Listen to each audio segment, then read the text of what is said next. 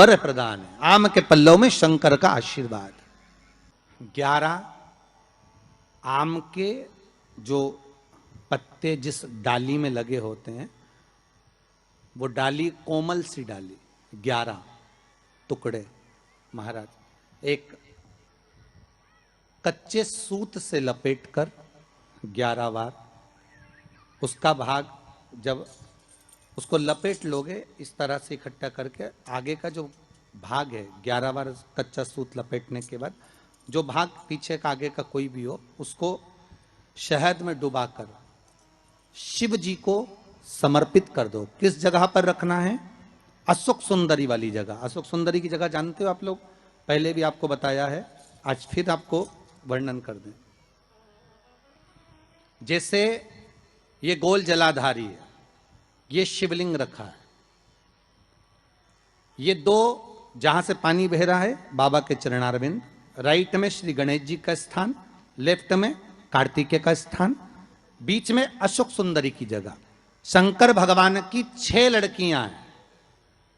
भगवान शंकर के 13 बच्चे, 13 बच्चों में से 6 लड़कियां, उस 6 लड़कियों में से एक लड़की का स्थान, भगवान शंकर की एक बेटी का स्थान, अशोक सुंदरी का स्थान सामने। पद्म पुराण में स्पष्ट किया यह स्थान अशोक सुंदरी का।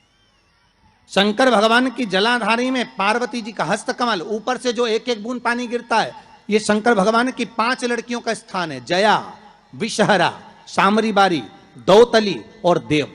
शंकर भगवान की 5 लड़कियां भगवान शंकर के मस्तक पे जल की धार गिरा रही हैं।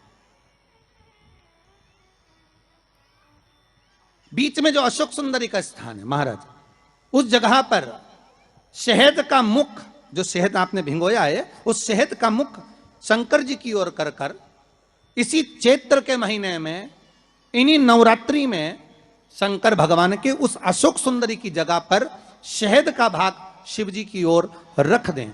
महाराज अगर घर में संपदा की कमी हो या कोई पैसा खा गया हो, रुपया नहीं दे रहा हो, पैसा अटक गया हो, तो उस शहद को शिव जी की ओर मुख कर कर उस आम के पल्लव की जो डंडी है उसको 11 डंडी को वहां रख दीजिए और उससे अपनी कामना कर कर आ जाइए।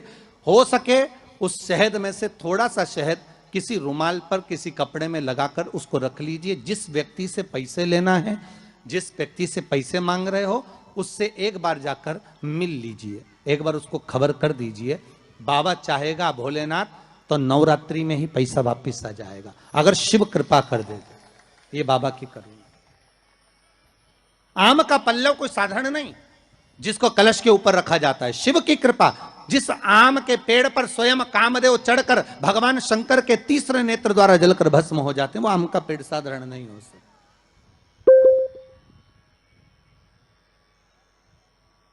सहज नहीं है। और वैसे भी शिव शिव है। घर में ज्यादा रोग हो, बीमारी हो, ज्यादा तकलीफें आ रही हो, कष्ट बढ़ रहा हो, बीमारियां बढ़ रही हो, या भय लग रहा हो, डर लग रहा हो, हृदय चित्त में कहीं ना कहीं आपको भय का भान हो रहा हो, तो 1 लोटा पानी, 1 कलश में जल भर कर रख लीजिए और रात भर उसको रखे रहने दो। नवरात्रि चल रहा है, उस कलश को रात भर रखकर सुबह सुबह उस कलश में एक बेलपत्र डालकर उस जल को नीम के पेड़ के नीचे, जहां चैत्री नवरात्रि में नीम के पेड़ के नीचे सारी विद्याएं, आद्य शक्तियां, सारी देवी उस नीम के पेड़ के नीचे विराजमान रहती हैं। उस कलश में 1 बेलपत्र डालकर रात भर रखकर उस जल को पूरे घर में घुमाकर उस नीम के पेड़ के नीचे समर्पित कर दीजिए। महाराज घर में भय लगना बंद हो जाएगा, कोई बड़ी बीमारी आपको घेरेगी नहीं और उस बीमारी से, उस रोग से आप मुक्त रहेंगे। उस बीमारी से, उस रोग से आप मुक्त पाएंगे। वो बीमारी आपको घेर नहीं। विश्वनाथ को कुछ नहीं चाहिए, मेरे शंकर को चाहिए क्या?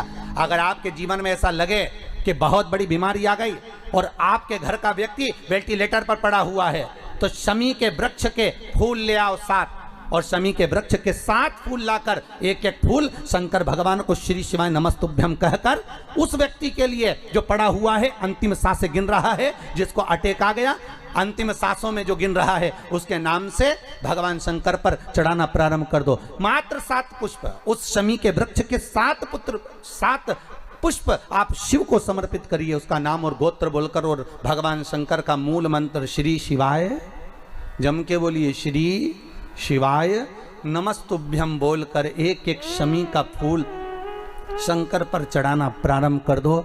फिर आगे वो विश्वनाथ की मर्जी है, वो प्राण कैसे लेकर वापस आता है, उस काल से छुड़ाकर महाकाल कैसे लाता है, ये वो जाने। आपका फर्ज केवल आप अदा करिए।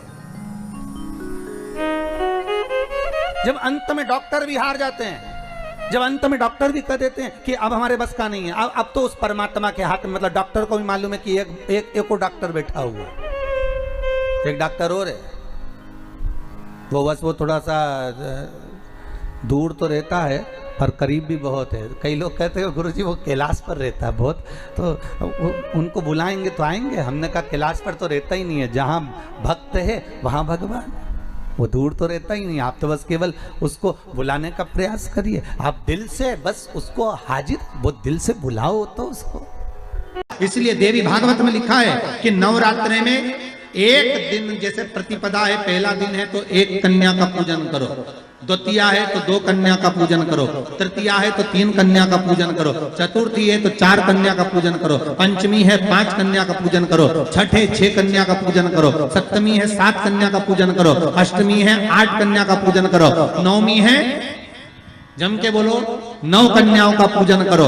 और अगर इस तरह से आप पूजन नहीं कर सकते नवरात्रि में, तो 9 कन्याओं का पूजन एक साथ, या तो अष्टमी के दिन या नवमी के दिन कर दो, या मध्य में, बीच में भी आप कर सकते हो एक साथ। पर अगर आपकी कोई कामना है, आपकी कोई इच्छा है, मालूम पड़े, जैसे कई लोग कहते हैं कि हमारी इच्छा है, हमारी वो मकान नहीं बिक रहा, या हमारी वो जमीन नहीं खरीदी जा रही, या हमारी कोई कंपनी नहीं डल रही, या हमारे काम में ये अड़चन आ रही है, तो नवरात्रे में, 4 नवरात्रे में से किसी भी नवरात्रे में आप नियम बना लो कि एक कलश की स्थापना कर कर एक दिन में एक कन्या का पूजन कर कर उसको भोजन कराना, लाल वस्त्र देना, लाल चुनरी देना, दूसरे दिन में 2 कन्याओं का पूजन कर कर लाल वस्त्र ओढ़ाना, लाल चुनरी देना, तीसरे दिन में 3, चौथे दिन में 4, 5वें दिन में 5, ऐसे 7-9 दिन तक एक एक कन्याओं के क्रम को बढ़ाते बढ़ाते बढ़ाते बढ़ाते आप उस पूजन का विधान प्रबल कर सकते।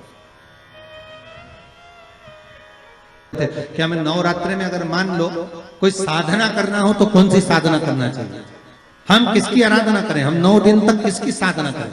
तो अगर बन सके तो देवी भागवत में सबसे सुंदर साधना यही है कि हम एक दिन में एक कन्या के चरण धोकर पूजन कर कर उस कन्या को भोजन कराकर उसका स्मरण करें। हाँ, ये जरूर है, अभी कोरोना महामारी चल रही है तो इस नवरात्रि में भले ना करें, पर आगे की नवरात्रि में जब नवरात्रि अच्छे रहें, कोरोना से मुक्त रहें, तब आप किसी कन्या को एक दिन में 1, 2 दिन में 2, 3 दिन में 3, 4 दिन में 4, 5 दिन में 5, ऐसे नवरात्रि 4 बार जो नवरात्रि आती, किसी भी नवरात्रि में आप स्मरण कर उसका फल मिलेगा।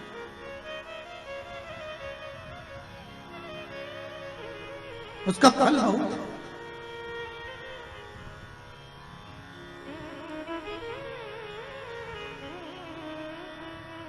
जैसे बेलपत्री का किया गया दान छिन्न नहीं माना गया। किस चीज का दान? जम के बोलिए जरा। बेलपत्री। बेलपत्री का किया गया दान छिन्न दान नहीं है, समाप्ति नहीं होती। बेलपत्री अगर आपने कोई आपसे कहा जी जी तुम्हारे यहाँ बेलपत्री लगी है, जरा 8-10 दे दोगी क्या? बिल्कुल। और उससे कहो बेलपत्र तू मत तोड़, हम तोड़ कर देते, और अपने हाथ से बेलपत्र निकाल कर उसको दो दान। ये छिन्न दान नहीं है, ये समाप्त नहीं होता। ये बेलपत्र का दान अविरल दान बढ़ता है।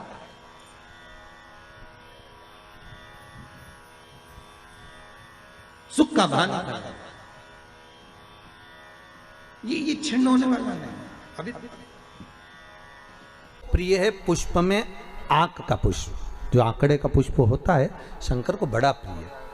और दूसरे नंबर पर शंकर को प्रिय है शमी का पुष्प, बहुत ध्यान देना महाराज। तीसरे नंबर पर शंकर को प्रिय है महाराज सरसों का पुष्प। सरसों होती है ना, जो राई अपन बोते हैं, सरसों बोते हैं, उसमें पीले कलर का जो पुष्प लगता है। हमारा तो निवेदन रहता है जब तक सरसों आए तो प्रयास करा करो कि सरसों के 108 पुष्प शंकर भगवान पर चढ़ाना प्रारंभ कर दो। महाराज ये पक्का है कि वर्ष भर कोई बड़ी बीमारी आपको घेर नहीं सकती अगर सरसों के फूल शिव को चढ़ रहे हैं तो।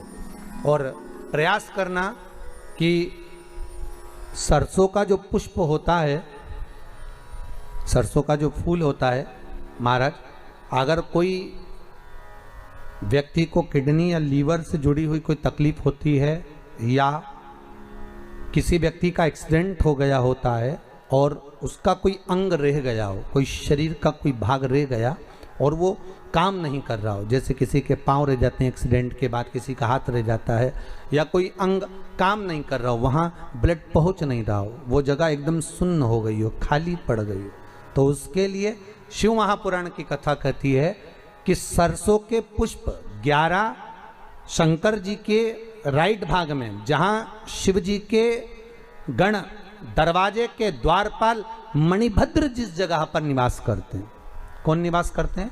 मणिभद्र। शंकर जी के दरवाजे के द्वारपाल हैं मणिभद्र जी। तो मणिभद्र दरवाजे के द्वारपाल में राइट भाग में मणिभद्र जी विराजते हैं। मतलब राइट भाग कौन सा हुआ?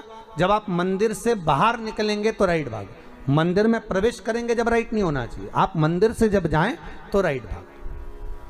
मतलब आप मंदिर से राइट से जाएंगे तो शंकर जी का भी राइट हो जाएगा, क्योंकि शिव जी ऐसे बैठे हैं तो शंकर जी का भी राइट हो गया, देवता उनका भी राइट हो गया, तो राइट भाग सीधा हाथ मणिभद्र जी का स्थान। 11 सरसों के पुष्प मणिभद्र के उस द्वार पर आप रख दीजिए और मणिभद्र के द्वार पर रखकर अंदर जाकर 108 वापिस जब आप बाहर निकल रहे हैं, ये पुष्प आप रखने के बाद एक बार बाहर जाएंगे, फिर वापिस आएंगे मणिभद्र के रखने के बाद, और अंदर जाकर 108 सरसों के पुष्प शंकर को समर्पित करेंगे महाराज। उस सरसों के पुष्प जो शिव जी को आप समर्पित कर रहे हैं उसको वापिस लेकर आएंगे, श्री शिवाय नमस्तुभ्यम बोलकर उस सरसों के पुष्प को महाराज सरसों के तेल की बोतल में उसको डाल लीजिए। शंकर भगवान को किसी भी प्रदोष में, शाम के समय प्रदोष काल में उस तेल को वापस ले जाकर चढ़ा दीजिए शिव जी को, उसको वापस लेकर आ जाइए। उस तेल का प्रयोग आप नाभि में डालिए और जो शरीर काम नहीं कर रहा उस स्थान पर कम से कम 15 दिन 20 दिन तक उसकी मालिश करना प्रारंभ करिए। बाबा चाहेगा तो चलाने का प्रयास कर देगा और वो अंग, वो शरीर काम करने लगेगा। मणिभद्र का स्मरण, श्री शिवाय नमस्तुभ्यम, सब बोलिए एक बार जमकर, श्री, अरे पहले बोल दिया, हमारे साथ तो बोलो, श्री शिवाय नमस्तुभ्यम। भगवान शिव के मंत्र का स्मरण कर कर करते सरसों का जो पुष्प है उसमें आनंद की अनुभूति है, आनंद की अनुभूति।